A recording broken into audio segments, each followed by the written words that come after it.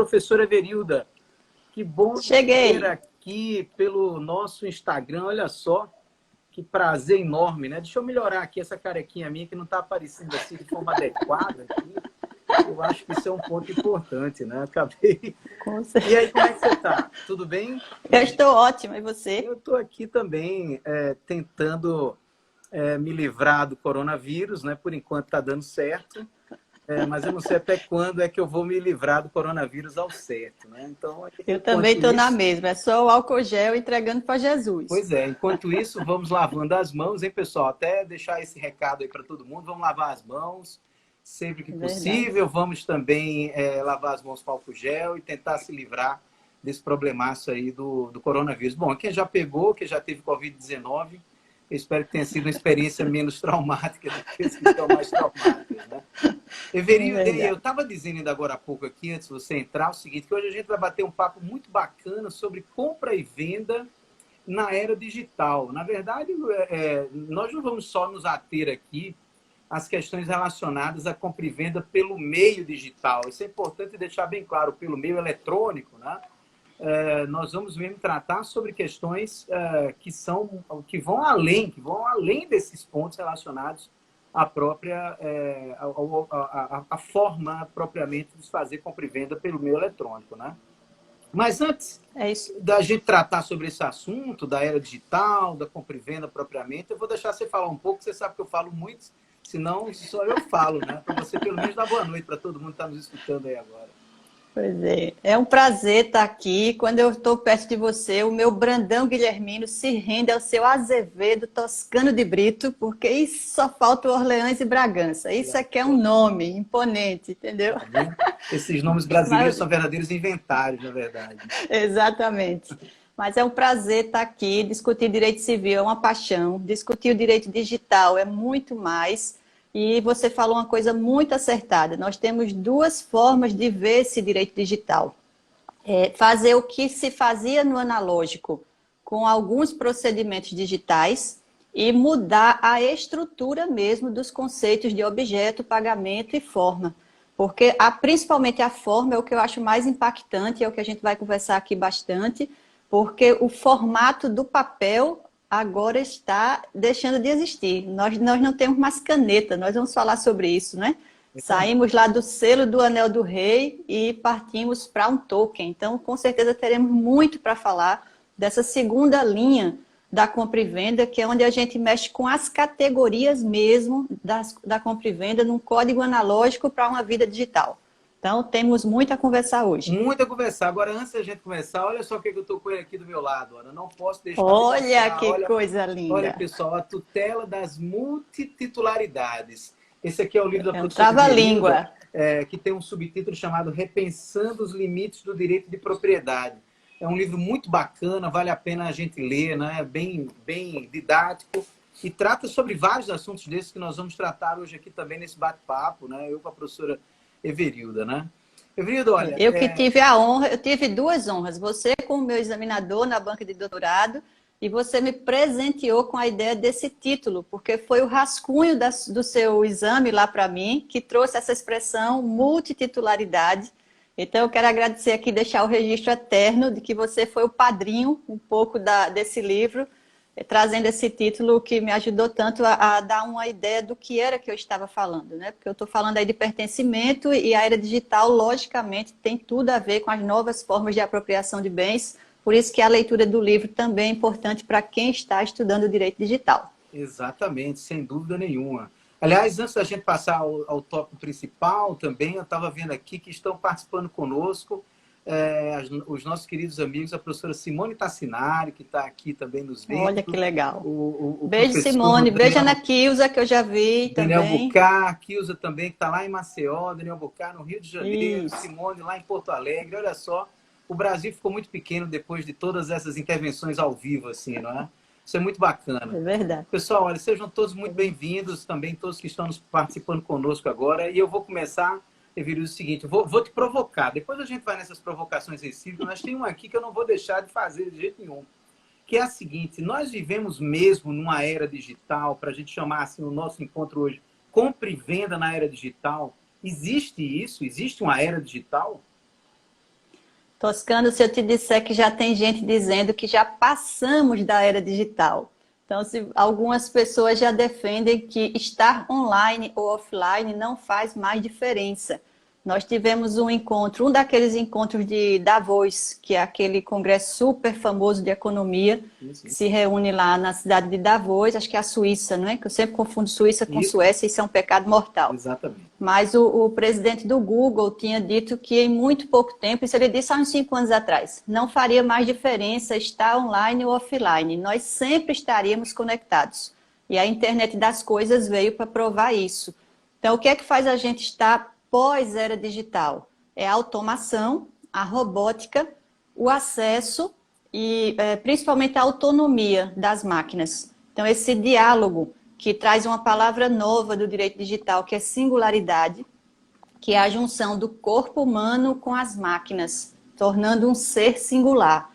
Então, daqui a pouco a gente vai ter... Você vê que tem gente que já está botando o chip na mão, bota o currículo dentro desse chip que está implantado no corpo. Então, esse seria o homem ciborgue, o começo de uma nova era, onde a gente mistura a humanidade com as máquinas. Isso estaria já marcante como uma segunda fase da era digital. Então, para essa parte aí de doutrinadores, bem ligados ao direito digital mesmo, nós já passamos da era digital. Estamos muito além dela em coisas muito mais profundas e complexas. Sabe que numa das conversas entre a gente, eu acho muito curioso quando a gente fala de uma era digital e quando a gente percebe que em países como o nosso, que nós vivemos em eras digitais para uma parte da população, né? E numa era, digamos assim, ainda medieval para uma outra parte da população. Imagine como o Brasil tem muita desigualdade social e tem áreas, não só áreas periféricas dos grandes centros, mas de modo muito especial também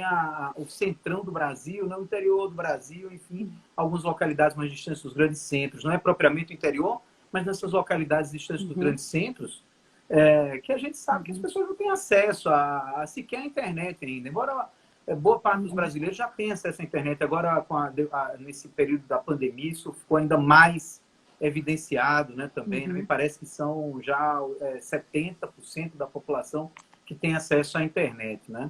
Mas você não acha eu vou te que dar um dado interessante. A gente exagera Rodrigo, falando de era digital, mesmo com essa distinção toda, assim, do ponto de vista social.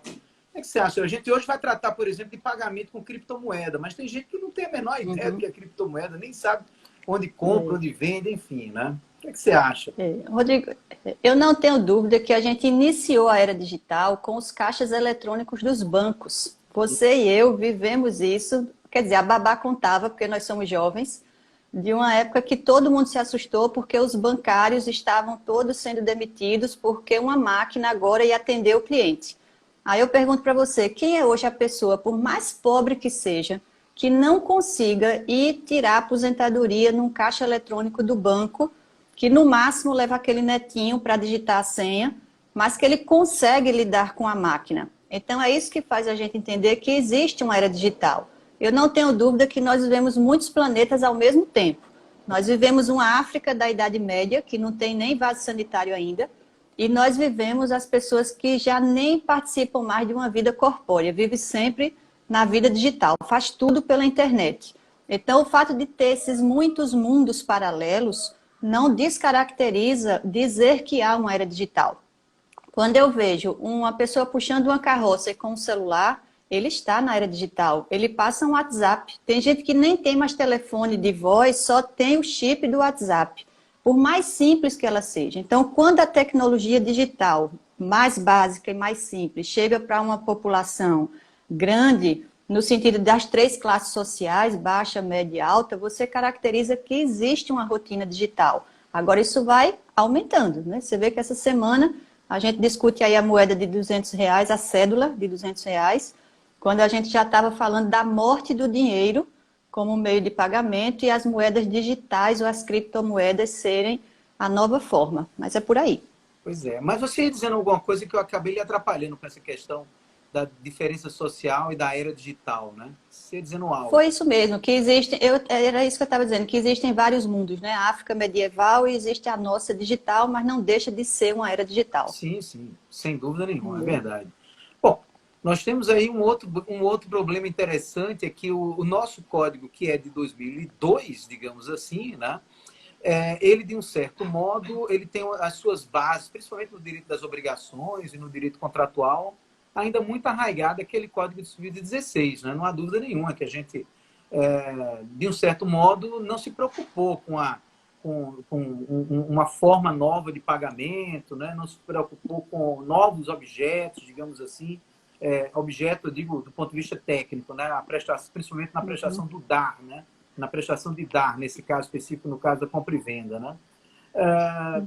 Portanto, talvez haja um descompasso atual do nosso Código Civil atual com algumas questões que são mais presentes, né? Eu, particularmente, acho que o nosso código ele é bom, ele atende uma série de aspectos que são relevantes nessa medida, né? Mas também acho que, num ponto ou noutro, ele pode eventualmente ter ficado para trás, né? E principalmente nessa questão relativa ao próprio pagamento. Essa questão do pagamento, do preço, das regras sobre preço, das regras sobre pagamento, realmente pode ter havido aí um certo descompasso, né? Mas eu pergunto para você, você acha que o nosso código está preparado para esses temas que nós vamos tratar hoje? Aliás, eu queria deixar bem claro que nós estamos tratando da compra e venda, que está ali regrada pelo nosso Código Civil a partir do artigo 481, né? E quando a gente fala do artigo 481, até separei aqui o Código Civil para a gente também olhar para ele, ele diz aqui: pelo contrato de compra e venda, um dos contratantes se obriga a transferir o domínio de certa coisa e o outro a pagar-lhe certo preço em dinheiro. Olha só, esse é o regramento que nós temos sobre a compra e venda, né? E parece que ele atende às questões, digamos, dessa era digital mesmo, de uma era já pós-digital que nós estejamos eventualmente vivendo, né? O que você acha? Toscano, desde o meu primeiro livro, que é A Propriedade Privada Funcionalizada, eu já dizia que o Código Civil é insuficiente para as novas demandas do século XXI. Você vê que ele não tem uma linguagem, nem para o incorpóreo, nem para a solidariedade. Tanto que a multipropriedade só entrou agora, um dia desse é que virou assunto do Código Civil, porque o nosso código foi projetado para uma sociedade agrícola. Você imagine lá em 1804, quando o Napoleão pensou o modelo estruturante do Código Civil, que a gente usou para 2016 e que arrumou em 2002. Mas você tem um código feito para as coisas corpóreas. Se você olhar toda a compra e venda, como está no Código Civil, é pensada em bens corpóreos. Então, uma fazenda, um carro, um maquinário, um imóvel, um avião, um barco, sempre coisas pesadas, corpóreas e pesadas. A nossa era é fluida, então o objeto de venda não é mais corpóreo. Se você, e aqui a gente puxando já para esse primeiro tópico do objeto, quando ele diz que você faz o objeto da compra e venda, essa troca do dinheiro com a coisa, essa coisa não é mais sólida nem é corpórea. E o Código Civil tem uma resistência enorme ao que não é corpóreo. Tanto que o direito das coisas, quando você pega lá no manual, diz assim, o direito das coisas estuda a apropriação dos bens corpóreos. Propriedade intelectual está fora, meio ambiente está fora, LGPD está fora. Sempre é uma lei extravagante para falar do que não é corpóreo. Mas nós temos um código dizendo que é compra e venda. E nós não temos nenhum outro instrumento legal que nos diga ou nos conduza para essa apropriação de bens digitais. Então, quando eu falo da compra e venda de um perfil da internet que me rende R$70 mil por mês, eu estou vendendo o perfil. Vamos imaginar aqui que eu queira vender o direito civil brasileiro. Eu tenho um perfil digital, eu tenho alguém que quer comprar e alguém que quer vender, mas o objeto em si não é sólido. Então, como caracterizar isso na cláusula de objeto de um contrato de compra e venda que o advogado vai redigir? O momento da tradição, por exemplo, que é tão importante na compra e venda. A tradição do bem físico no Código Civil, se for móvel, a tradição é só tirar de uma pessoa para outra. Se for imóvel, é no registro. E se for um bem digital? É a entrega dos códigos-fonte. Se a gente não tiver essa percepção do momento do traslado da coisa, da tradição mesmo, nesse ambiente virtual, você corre o risco de redigir uma cláusula e não transferir a coisa para outra pessoa. Porque você pode ficar com o perfil e a pessoa ainda ter a senha ou o código-fonte e alterar todo o seu perfil, porque tem acesso à estrutura básica da coisa virtual. Então, o objeto em si tem uma característica, uma especificidade que não tem um apoio legislativo lá no Código Civil. O que ajuda é a boa interpretação dos advogados. É a boa interpretação da doutrina que vai ajudando a adequar o Código Civil. Mas ele não está pronto para uma linguagem digital ainda, nem para negócios híbridos. Eu acho que ele é insuficiente, a gente consegue usar para muita coisa, mas o contrato acaba sendo o grande protagonista dessa história na compra e venda de bens digitais. É verdade. Inclusive, a característica principal, como você disse já bem claramente, né? Quando a gente vai ver todo o regramento ali da compra e venda no artigo, a partir do artigo 481, ele, logicamente, que ele nunca pensou que nós estivéssemos, nesse momento, vivendo essa era diferente, né? Você trata de um assunto, por exemplo, do bem digital, né? O bem digital, que inclusive é um dos temas principais lá do seu livro, né? do livro sobre multipolaridades, né? Isso é um assunto que nem passou por perto do regramento do Código Civil quando ele foi idealizado, ainda que tenha sido já nesse século que nós estejamos passando por ele, né? Ele é de 2002, mas ninguém pensou. Eu lembro que a gente se preocupou muito na década passada sobre a compra e venda eletrônica, né? A gente estava se preocupando com o meio propriamente, mas não com o objeto que seria aquilo que seria objeto da compra, né? Aliás, Everida, acho que a gente já precisa passar aqui para esse ponto do objeto, né? Para todo mundo que chegou depois aí, queira nos acompanhar agora, nós estamos tratando aqui da compra e venda na era digital e a gente dividiu essa temática aqui em 3 partes que são importantes. A gente fez, na verdade, uma parte introdutória agora, mas a gente precisa ver algumas questões relacionadas também ao objeto, ao preço, né? Ao pagamento, como se dá o pagamento desse preço, né? E também a forma, né, do contrato de compra e venda, né? E eu vejo aqui o seguinte, uma coisa me parece que não há dúvida, que os dados hoje é um bem que é bastante cobiçado, né, principalmente pelas empresas, né? E não me parece restar dúvida que os dados eles podem ser objeto de compra e venda, né? Mas eu queria ouvi-la também sobre esse assunto, né? Não é nem todo tipo de dado, nem os dados de modo geral. Há, logicamente, um regramento para a venda desses dados, né? É que a gente tem sobre venda de dados, isso é um aspecto que, veja, nós estamos tratando aqui de objeto, do que é que se vende, e se os dados são ou não passíveis de venda, né?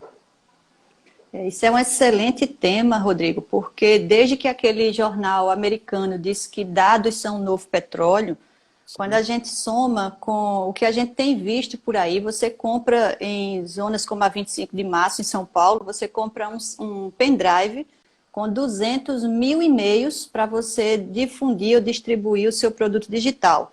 E essa clandestinidade geram contratos ilícitos. A lei da LGPD vem para coibir um pouco esse tipo de coisa, porque a coleta de dados é tão indiscriminada que o Código Civil não diz nada sobre isso e era preciso uma lei para que a gente não tivesse só princípios e cláusulas gerais para resolver. Então, a LGPD vem para tentar coibir essa coleta, porque é na coleta que você vai ter o uso dos dados. E um desses usos pode ser dentro da compra e venda. Agora, aquele que forneceu os dados para o captador precisa autorizar essa compra e venda. E que eu acho muito difícil a gente conseguir controlar isso, pelo menos num curto prazo, porque até na farmácia, quando você vai, que alguém pede o seu CPF, está coletando dados. Quer saber que tipo de medicação você compra, quer saber se aquela medicação é compatível com a sua idade. Aquilo vai ser usado entre o catálogo da farmácia, o seu plano de saúde e as seguradoras de vida. E a gente não tem a menor noção disso no dia a dia. Então, eles juntam aqueles dados coletados em todas as farmácias do Brasil, forma-se um arquivo que é transferido para uma empresa de seguros e quando o toscano for lá fazer o seguro de vida, o acesso a esses dados vão dizer que ele toma medicamento controlado muito jovem, então ele não pode fazer um seguro de vida. Ou o preço vai ser altíssimo, porque ele tem uma tendência a morrer mais cedo, então vai usar lá o seguro. Então veja que manobra que se faz, e que se você for olhar, e aí o Código Civil nesse aspecto é suficiente, esse objeto é ilícito, porque eu não posso vender dados que foram coletados e que não foram autorizados para esse tipo de uso. Então, quando a gente tem principalmente os dados sensíveis, que é o ponto alto da LGPD, você está em cima da total nulidade dessa compra e venda por objeto ilícito.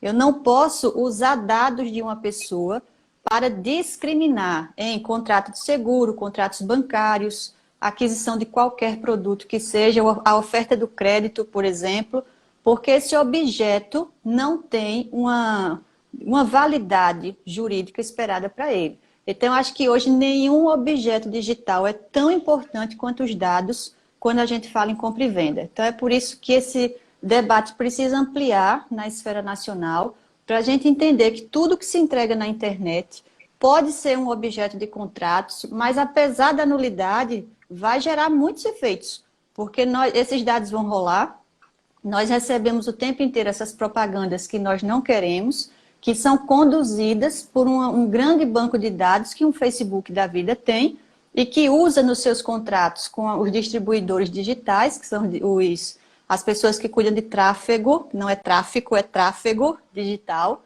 para que você receba lá aquela propaganda do curso de direito, a propaganda de um evento que você tem afinidade. Então, nós temos hoje no objeto da compra e venda relacionado a dados um perigo gigantesco, porque o objeto é digital, não tem uma legislação muito específica, a que mais ajuda ainda não está em vigor, então nós estamos aí num limbo jurídico muito perigoso e que precisamos aumentar o debate para ficar atentos.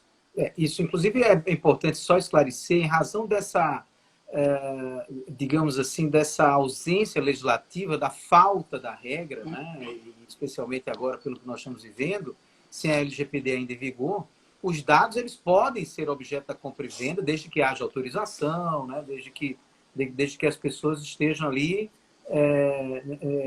dando a devida, os dados sejam os próprios dados das pessoas, logicamente, mas não dados, como você bem disse, captados com uma finalidade e vendidos para outra finalidade. Né? Aí é onde está a ilicitude. Né? Me parece que é aí onde a gente tem que grifar bem o ponto, não é isso? E nós vamos entrar em período eleitoral. O maior uso de compra de dados é para campanhas eleitorais. Tanto que a gente teve o maior escândalo mundial, que é da Cambridge Analytica, que na campanha do Trump usou esses dados para conduzir informações políticas. Então, tudo isso parte da compra e venda de dados e vai bater lá no assunto da política, para você ver o perigo dessa compra e venda. Pois é, sem dúvida nenhuma. Everildo, eu estou vendo aqui o seguinte, que a sua internet está bastante lenta, eu não vi ainda se eventualmente está chegando lento para todo mundo aqui nos comentários, não houve ainda comentário nesse sentido. Para mim, para mim o seu sinal travou. Travou, pois é. Eu estou lhe ouvindo bem, mas não o sinal está mais ou menos travado. Talvez seja o mesmo caso que eu estou. Acho que você está me ouvindo bem, né? Mas o sinal está travado, a imagem, né? Eu vou tentar aqui mudar a rede. Vamos ver se eu consigo mudar a rede, mas pode ser que eu dê uma caída aqui. Aí eu vou precisar que você... Tá, eu queria que se vocês que estão nos assistindo pudessem nos ajudar aqui, só nesse ponto aqui, para a gente entender, se eu, por exemplo, estou sem imagem e sem áudio também. Está dizendo que a minha imagem não aparece. Então, Rodrigo, eu vou sair e pedir para entrar de novo, porque pode ser que eu entrando de novo a minha imagem fique boa, tá? Tá, então veja, a Ana Kisa também está dizendo aqui que os áudios estão perfeitos e você agora melhorou um pouco também. Eu notei que sua imagem melhorou um pouco. Chega mais perto da câmera, Everildo. Eu acho que notei que, por acaso, melhorou um pouquinho quando chegou mais perto. Mas peço para entrar novamente, você me aceita. De jeito nenhum. Não me deixe só aqui. Não, quer um segundo. Agora me aceite quando eu solicitar. Só um minutinho. Deixa eu ver se eu vou te aceitar aqui. Bom, pessoal, vamos esperar aqui a Everilda voltar. Vai ser rápido. Muito obrigado aí pela ajuda de todos vocês. Nós estávamos realmente precisando desse feedback Deixa eu ver aqui se já vai voltar aqui. Não, deixa eu ver aqui onde é que está a Everilda aqui. Vamos ver aqui. Vamos ver se ela volta agora com uma imagem melhor. Vamos ver aqui. Deixa eu ver aqui. Bom, estou vendo aqui. Simone, como vai você, Simone? Tudo bem? Bom, Everilda, acho que agora você agora voltou melhor, hein? Bom, eu digo melhor a imagem, né? Você está sempre muito bem, então... Estou mais jeitosinha. Muito bem. Então, vamos continuar, né, o nosso bate-papo. A gente vem falando sobre o objeto já do contrato de compra e venda e a possibilidade dos dados serem objeto do contrato, né? A gente estava preocupado justamente com a ilicitude, lógico, de você pegar dados de um determinado centro de dados que é formado e vender, logicamente, essa utilização dos donos daquelas determinadas informações que estão ali. Lógico que aí a gente teria aqui uma ilicitude bem clara, né? Isso é uma questão interessante. Agora, olha, vê só em que ponto a gente foi chegar aqui quando a gente fala nesse aspecto da compra e venda, né? Isso é uma dúvida que eu tenho. Confesso a você que eu tenho uma dúvida aqui muito severa. Quando eu vou lá no Spotify, por exemplo, eu vou no Spotify ou mesmo vou no Netflix e baixo lá o vídeo que eu quero ver. O vídeo que eu quero ver, o filme que eu quero ver, ou então eu vou no Spotify e baixo a música que eu gosto, né? Eu gosto de umas músicas bacanas. Depois eu digo aqui para vocês quais são as músicas que eu gosto e que eu tenho já uma seleção ampla. Aliás, eu ando pagando meio caro por essa seleção, sabe? E aí eu fico perguntando o seguinte, vamos primeiro analisar assim, esse dado, esse bem que eu compro, que é um bem digital, logicamente, né? Eu compro mesmo, isso é uma compra. Sabe que eu tenho dúvida sobre isso? Isso é uma compra ou isso é uma prestação de serviços? Também tem muito uma outra questão que está em torno desse assunto, né? Ou mesmo isso é um contrato, digamos assim, atípico, que a gente possa chamar de contrato de direito de acesso, né? Você sabe que eu não sou capaz de responder essa pergunta, não, sabia? Eu chutaria aqui que nós estaríamos diante de uma compra e venda. Eu estou pagando para receber meu filme, né? Ou estou pagando para receber minha música e me parece que isso está sendo somado a um patrimônio meu. Eu passo a ser dono desse patrimônio também, né? Afinal de contas, eu estou pagando por isso. Não por um serviço propriamente, mas para adquirir, como se eu estivesse adquirindo uma videoteca, né? Por exemplo. Não sei, mas esse é um assunto que merece debate aqui também na compra e venda nesse momento que nós estamos vivendo. Merece. Rodrigo, na minha tese de doutorado, que é esse livro que você mostrou no começo, eu mostro que a coisa mais revolucionária e disruptiva do direito de propriedade é o direito de acesso, porque ele traz um tipo de negócio que não se tem precedente na história. E ele destrói o modelo proprietário, que é uma expressão que eu gosto muito do Herodes Cortiano, que ele rompe o discurso proprietário, porque a nossa base de apropriação de bens é exclusiva. Então, o que eu compro para mim, automaticamente faz de você, Rodrigo, não proprietário. E o direito de acesso me dá uma coisa muito peculiar. Eu não quero ter o bem, eu quero ter a experiência que o bem me dá. Em termos práticos, antes eu queria ter o carro. Todo mundo quer chegar à maioridade para ter o carro, principalmente quem é filho mais rico, que papai vai dar o carro porque passou no vestibular. Mas tem gente que não quer ter o carro, ele quer a experiência de chegar no destino, então ele usa o Uber. Então eu acesso a propriedade de alguém. Então a era do acesso, que é uma expressão do Jeremy Rifkin, que é inclusive um livro que eu sempre indico para leitura, ele diz que traz um novo modelo em que nós temos poucos proprietários e muitos usuários. Então, nós estamos entrando na década, no centenário dos usuários. Então, qual é a diferença prática disso? É que o download é uma compra e venda, mas o acesso que você faz para o arquivo digital de alguém não pode ser considerado compra e venda. E aí, às vezes, a gente faz uma pequena mistura e tende até a querer usar o direito do consumidor, como uma história que eu escutei muito interessante, que um casal sempre comemorava seu aniversário de namoro com a música do Spotify, E no dia tal da comemoração, com jantar, luz de velas e o vinho, bota a nossa música. O catálogo do Spotify tinha tirado a música. Mas eu pago mensalmente, eu quero ter direito à minha música. Não, não tem direito, porque você tem um contrato de direito de acesso ao arquivo de alguém, e esse alguém, que é o Spotify, que é a empresa, pode retirar do acervo a qualquer momento e trocar as músicas. Ou, por exemplo, a Netflix. Por que tem filme que sai da Netflix? Porque o contrato dela com a Disney World, com todos os produtores e distribuidores, tem um tempo. Então, quando aquele contrato termina, o filme tem que sair do catálogo por uma questão de direitos autorais. E aí ele sai do catálogo. Mas aí vem aquele caso de São Paulo, do menino que era autista e que assistia todo dia o filme do Nemo e o Netflix tirou do catálogo. E a mãe quis entrar com ação porque ela disse que o filho, como autista, entrava em pânico sem o filme, ficava muito descontrolado e ela queria o direito ao filme, que ela não tem.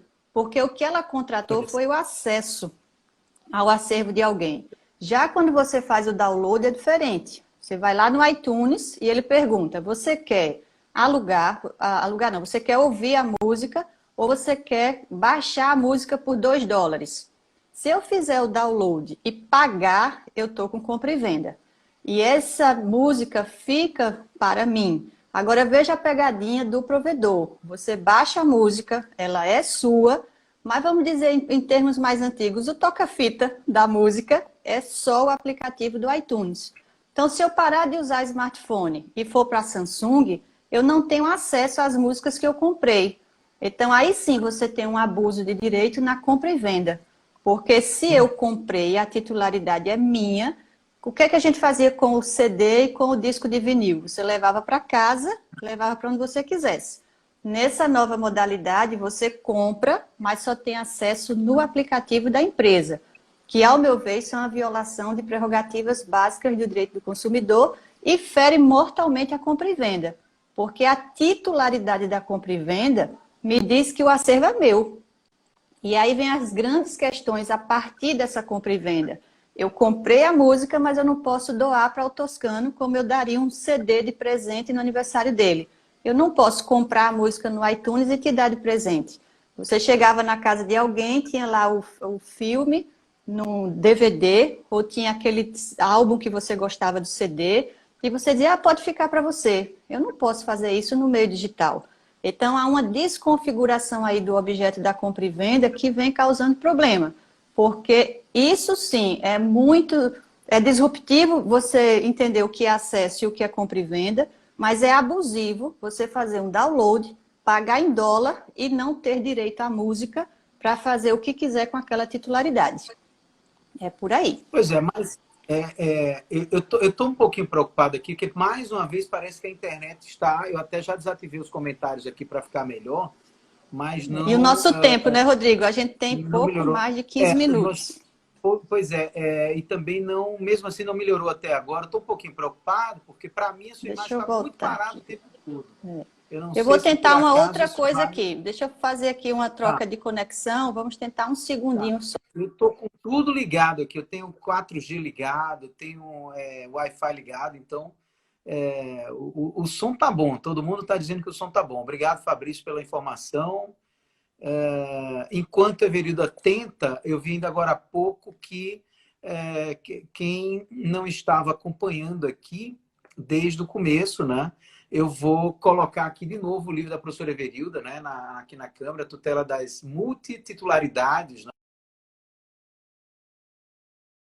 Está tratando desse assunto conosco hoje aqui, nessa nossa live a respeito da compra e venda na era digital. Nós temos uma série de assuntos relacionados a esse tema do livro, né? Muito especialmente esse tema voltado para a compra e venda para os bens digitais, né? A Verilda trabalha bem com esses conceitos dos bens digitais. E, Walter, você tem razão. A gente, pelo menos o áudio tem se mantido muito bom, né, durante a nossa conversa aqui. E talvez pareça melhor a gente continuar, mesmo havendo algum problema com o vídeo, né? Eu acho que seria uma boa mesmo. Deixa eu ver aqui se a gente consegue retomar com o vídeo melhor.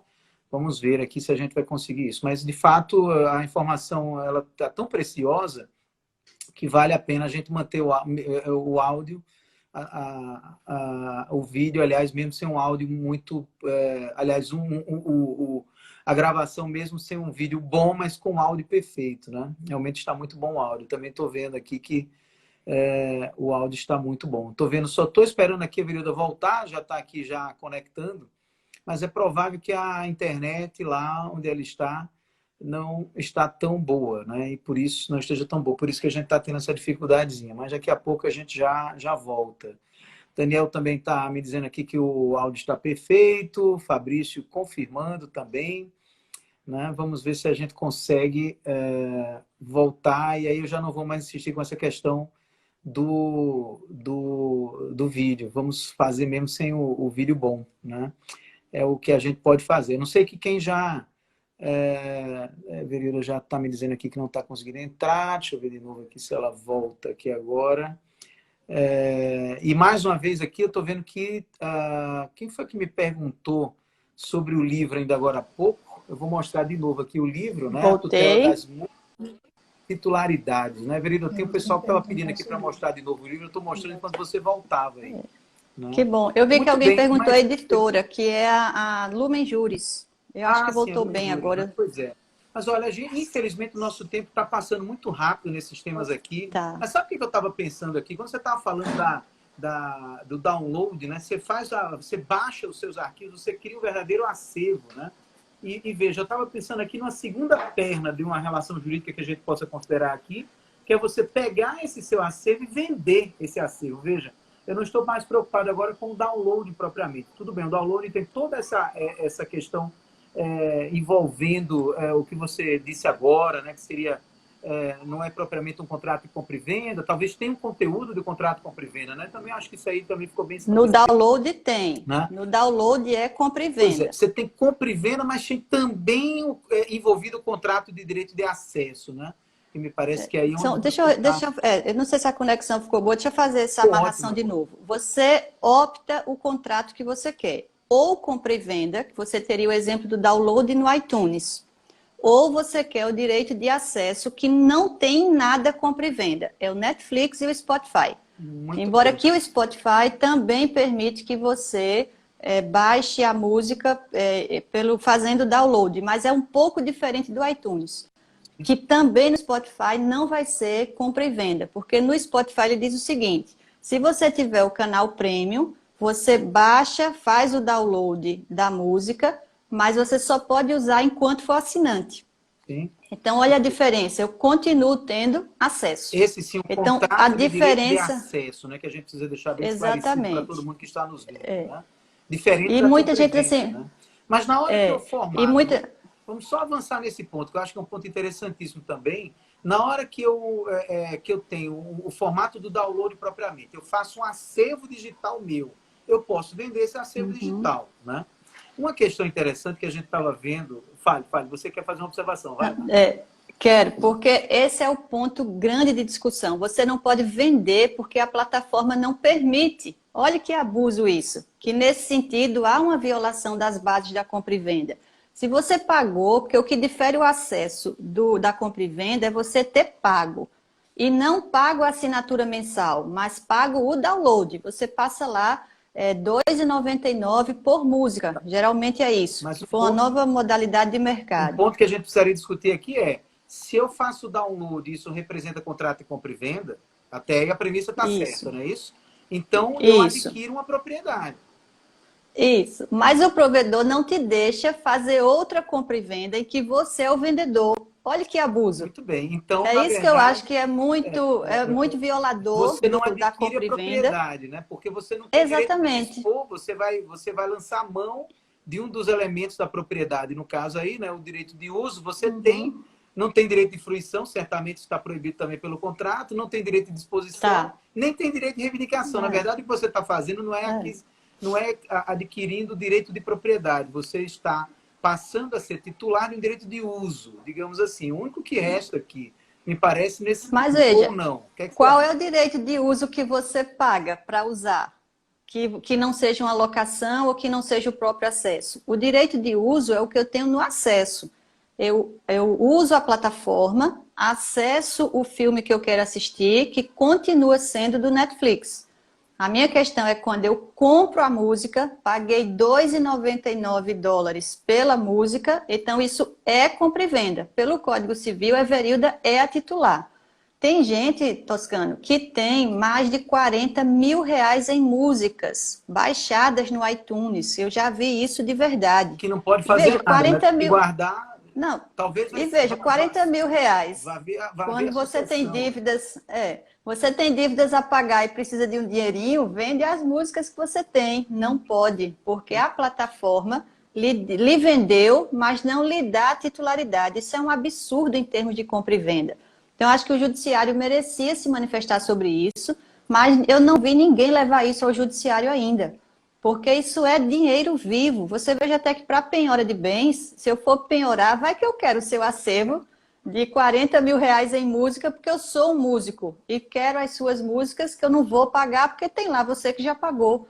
Isso seria importante, inclusive, até para a penhora judicial. Então, veja quantos temas e que nascem dessa ideia da natureza da compra e venda de um bem digital. Sim, sem dúvida. Agora, todo mundo, olha só que situação interessante essa aqui também. Todo mundo que está nos acompanhando aqui agora no Instagram tem um perfil de Instagram, né? Esse perfil tem vários seguidores. Olha só que coisa interessante também. Os nossos perfis de Instagram, eles também têm um valor hoje, né? E podem, inclusive, ser objeto de venda. Tem muita gente, eu mesmo tenho várias pessoas que também me ajudam aqui no mundo digital, né? Que diz, olha, fulano vendeu o perfil dele, né? Veja só, quem que imaginaria que um perfil de Instagram, um perfil qualquer de rede social, pudesse passar a ter um valor, um interesse econômico, na verdade, não é um valor econômico, é um interesse econômico que pudesse ser objeto da compra e venda, né? Mas eu acho que aqui nos perfis de Instagram, nos perfis de rede social, me parece que o grande problema mesmo, e aqui vamos passar um pouquinho para a questão relativa ao preço, que a gente prometeu falar sobre preço, né? Que preço você dá? Eu estou preocupada até com o nosso tempo, Rodrigo, porque a gente tem coisas... Estou querendo comprar o seu perfil, sabia? Eu que quero direito civil brasileiro, porque 140 mil seguidores tem um valor alto no mercado. Mas eu quero usar esse exemplo na doação. Vamos fazer uma live de doação em que você doa o direito civil brasileiro para mim. Olha só, tá que bom? Coisa interessante. Vamos começar a conversar sobre isso. Vamos. Mas diga lá, sua pergunta é sobre o preço. Eu estava perguntando o seguinte, quanto é que vale um perfil de Instagram hoje? Olha só, o cara tem lá 5.000 seguidores, 2.000 seguidores, às vezes está nichado. Esse daí está fora do mercado, Rodrigo. Não, mas 5.000 seguidores ainda é pouco. Será? Não sei, viu? Você está nichado, tem só... Eu tenho um Instagram que é só de vinho, que eu tenho lá 2.500 seguidores, mas que só gosta de vinho. Eu tenho que entrar nesse. Vale alguma coisa, sabia? Bom, mas que veja, eu digo, o mercado... Venda, não há dúvida, né? Não há dúvida. Pode ser o mercado... O preço, né? O valuation disso que me parece que é interessante, né? Exatamente. O mercado dá muito valor econômico para os perfis acima de 100 mil. É por isso que todo mundo quer chegar rápido a 100 mil. E se você chegar ao patamar de 1 milhão, aí você entra numa categoria que cada anúncio feito no seu perfil tem um valor em dólar altíssimo, que é quando esses artistas todos têm os seus perfis e ficam fazendo propaganda ou digital influencer, e ele tem uma renda familiar em cima daquele perfil. Por isso que os escândalos na era digital são tão complicados, porque à medida que você perde seguidores, você perde o preço de mercado e o preço do próprio perfil. Então, existe um profissional da Bolsa de Valores que faz um procedimento chamado valuation, que vai identificar a quantidade de seguidores que você tem, um item chamado engajamento, que é uma das coisas mais importantes na era dos perfis sociais. Se você lança lá uma foto e tem 5 mil comentários, você vê que o padre Fábio de Mello lança lá uma foto de um cachorrinho, tem 1 milhão de comentários. Então, ele tem um perfil muito ativo. Então, você tem número de seguidores, número de atividade, movimento mesmo daquele perfil, e ele vai dar um valor, como ele dá uma ação na Bolsa. Ele diz, ó, o direito civil brasileiro vale R$ 1 milhão. e eu posso declarar isso em imposto de renda como bem, posso usar isso na compra e venda, porque alguém vai comprar o perfil e vai passar a administrá-lo, então isso é compra e venda. E qual é o preço do negócio? É o valuation que lhe ajuda a lhe dar o preço. Então, se o advogado não estiver pronto para isso, eu já recebi consultas de colegas assim, eu tenho que redigir o contrato de um perfil, mas eu não sei como atribuir o valor. Digo, faz o valuation, é o caminho mais prático hoje em dia. Mas mudando de assunto de novo, ainda continuando, logicamente, no objeto da live, logicamente, né? Mas você falou da Receita Federal, da declaração à Receita Federal, né? Nós estávamos estudando, e também você me ajudou nesse estudo, da Instrução Normativa 1888, não é isso? 1888 de 2019. Essa instrução 2019. normativa, pessoal, ela trata sobre o regulamento dos criptoativos, né?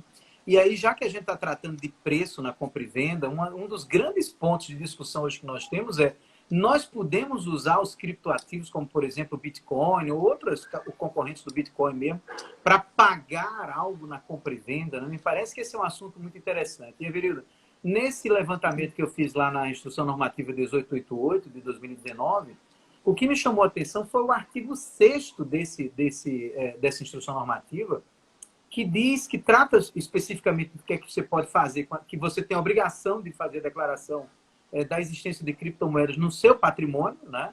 Portanto, não pode passar a látere na declaração de imposto de renda, e dizendo aqui o seguinte, que a obrigatoriedade de prestar informações aplica-se à pessoa física ou jurídica, veja bem, que realizar quaisquer das operações com criptoativos relacionadas a seguir. E veja, começa com compra e venda, né? O primeiro inciso aqui é o da compra e venda, depois da permuta, que me parece muito interessante aqui nesse nosso debate também, a doação, a transferência de criptoativo para a exchange, né? A retirada de criptoativos, cessão temporária, dação em pagamento, a dação em pagamento aqui também, que chama muita atenção, né? Ou seja, tudo bem que há uma discussão muito forte em torno do artigo 318 do Código Civil, que trata sobre as regras gerais de pagamento e está dentro daquele ponto que você ainda agora há pouco levantou, né? O nosso Código Civil, embora em alguma parte, em alguma medida esteja preparado para tratar da compra e venda de modo geral, mas em alguns momentos ele falha, né? Ele vai falhar, especialmente quando ele vai lá nesse regramento do 318, né? É o 318 que trata, quando eles são nulas as convenções de pagamento em ouro ou em moeda estrangeira, bem como para compensar a diferença entre o valor desta e o da moeda nacional, excetuados os casos previstos na legislação especial. Quer dizer, ao que parece, em princípio, não se poderia se utilizar de criptomoedas para fazer pagamento de compra e venda, né? Se a gente fosse nos guiar aqui pelo 318. Mas parece que se a gente tratasse de um contrato de permuta, não teria problema. Nós estaríamos trocando um bem digital, digamos assim, me parece até que poderíamos conceituar assim, as próprias criptomoedas, né? Os criptoativos, em face de um outro negócio, por exemplo, comprar uma casa com criptomoeda. Eu sei da discussão grande em torno desse assunto, eu não estou afirmando que pode, acho que você poderia falar desse assunto também. Sei que é bem polêmico em razão do artigo 318, da própria lei do real. O professor Paulo Lobo escreveu um texto curto para nos ajudar nesse sentido e deixou bem claro isso, né, que a gente não pode fugir da moeda corrente nacional para pagar as coisas. Mas me parece que se a gente tratasse de uma permuta, nós estaríamos bem afastados dessa problemática do artigo 318. Como a nossa live vai acabar já, eu vou passar a palavra para você, porque senão você não fala também sobre isso. Na minha conta aqui, acho que a gente tem exatamente 10 minutos, talvez 9. Então vamos lá. Vou tentar fechar aqui essa ideia, porque ela é bem legal e é bem interessante para a vida prática de quem está assistindo. Claro. O que me preocupa é ser resolução normativa, porque no nosso país a gente tem um apego à instrução normativa e portaria e esquece da pirâmide keynesiana. Então, a Receita Federal diz que uma compra e venda pode ser feita e o Código Civil diz que não. Aí eu me apego à resolução ou à instrução normativa, faço o negócio e vem um juiz e aplica o Código Civil. Eu vou dizer que ele está errado de anular o negócio? Eu acho que não. Então, eu me apego mais, eu sou mais conservadora nesse aspecto. Se um cliente chegasse para mim, eu me guiaria pelo Código Civil. Então, é por isso que eu acho que a saída da permuta é perfeita pela própria resolução.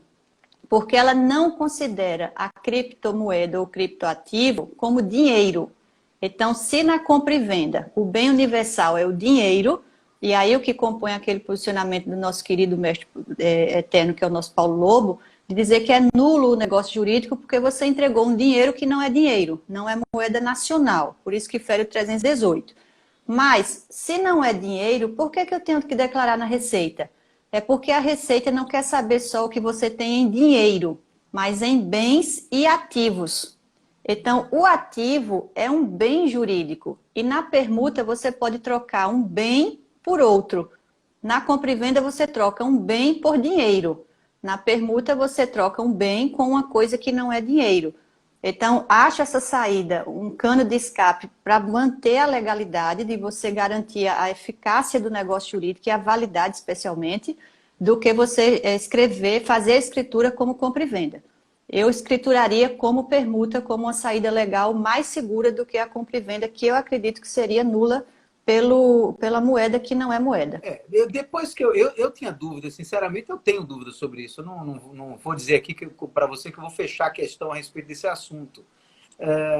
Isso tem muito a refletir mesmo. Até porque esse artigo 318 nos deixa mesmo na dúvida. Mas, depois de ler a instrução normativa da Receita Federal, que considera como ativo, considera que nós devemos declarar, né? Porque tem um valor, inclusive, ele traz as regras também sobre transformação da criptomoeda, do criptoativo, em valores, né? Isso também está lá no artigo 3º da instrução normativa. Então, eu não vejo nesse ponto, não veria nesse ponto nenhum problema em se ter um contrato de permuta, né, de um ativo, que é um ativo digital, digamos assim, porque de fato acaba sendo um ativo digital, por um outro ativo que é móvel ou imóvel, né, da forma como fosse.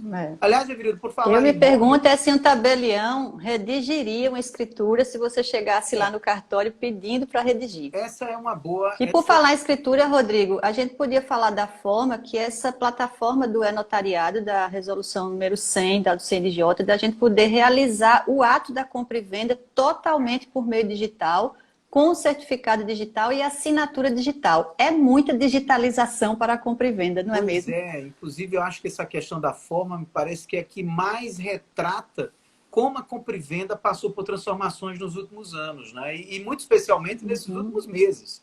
Não era possível se imaginar isso em janeiro de 2020, nós estamos aqui em agosto de 2020, mas em janeiro de 2020 nós não pensaríamos, por exemplo, que uma pessoa que está vendendo um imóvel que está situado em Recife, onde você está agora, pode procurar um tabelião em Recife, né?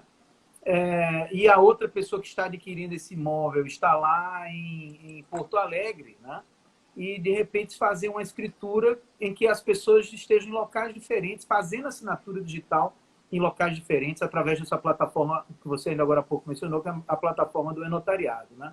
Isso tudo foi possível em razão do provimento número 100 do CNJ, né? Que autorizou que o tabelião, através do e-notariado, possa fazer essa escritura com um comprador lá em Porto Alegre, inclusive o tabelião de lá também poderia fazer, né? Porque tem uma regra no provimento dizendo que você pode escolher o tabelião do local do domicílio do comprador, né? O domicílio eleitoral do comprador, no caso, isso é importante deixar bem claro, né? Ou o do local onde se situa o imóvel, né? Você pode escolher o tabelião de uma das duas localidades para realizar essa escritura. E veja, o tabelião pode estar na sua casa, o comprador lá em Porto Alegre, o vendedor em Recife, em outro local, por exemplo, né? Que pudesse fazer esse negócio. Agora, eu só não sei se o tabelião toparia dizer que vai fazer uma escritura de permuta com criptomoeda. Eu tenho lá as minhas dúvidas. Eu opinaria eu também. Sentido, fazendo menção à instrução normativa 1888, eu faria, sabe? Até mesmo para ver, e a gente precisa ser disruptivo até nessas horas, né? Por que não fazer assim? Eu acho que tem que fazer e encarar, né? Agora, pelo jeito, o nosso tempo vai acabar, né, Verida? Eu não sei, eu tô meio... Vai, com certeza. Tinha muita coisa ainda para falar, mas eu acho que a gente já está aí nos 2 ou 3 minutos finais. Tá bom, então. Mas, considerando que o tabelião não pode intervir no negócio, ele tem a obrigação de redigir até um negócio nulo. As partes é que se virem depois. O que ele tem que verificar é a sanidade das partes, se elas têm realmente a vontade livre, e redigir o documento. A minha pergunta é, será que essa escritura, alguém em Recife, outro em Porto Alegre e o tabelião no Rio de Janeiro, esse contrato é entre presentes ou entre ausentes? Olha aí, uma boa pergunta. Uma boa pergunta e talvez até já essas alturas a gente nem vá até se deslocar também dessa discussão, né? Porque as coisas se transformaram tão rapidamente, né? Que a gente vai se deslocar. Agora, eu estava vendo aqui Eber perguntando sobre a questão da permuta e da compra e venda. De fato, o que a gente está querendo resumir aqui, Eber, é o seguinte: se for com o criptoativo, a gente acha conveniente que seja um contrato de permuta em razão de uma limitação que a gente encontra no artigo 318 do Código Civil sobre pagamento e, no caso, que afetaria e a hipótese de compra e venda em criptomoeda, né? E sobre o texto do professor Paulo Lobo, ao qual eu fiz menção, nós vamos pedir autorização aí para ele deixar mais redondo e a gente publicar, inclusive, aqui na página do Direito Civil Brasileiro. Everildo, olha, eu vou ter que dar tchau e vou deixar um tchau para você também dizer tchau, porque senão a gente vai ser cortado, vai ser deletado aqui do nosso Instagram, né? Rodrigo, foi um prazer enorme conversar com você. Estar na sua frente é sempre uma honra gigantesca. Conversar com você mais ainda. Já tive a honra de escrevermos juntos e agora uma live juntos. Então, obrigado por esse momento tão especial para mim. Já deixando aqui o meu boa noite e boa semana para todo mundo que está assistindo. Foi um prazer conversar com vocês aqui. E olha, pessoal, nós vamos também programar daqui uns dias, viu, Everildo? Já fica aqui o convite público para a gente fazer um evento maior com mais 2 ou 3 professores que gostem dessa matéria para a gente debater ainda mais outros temas que ficaram, né?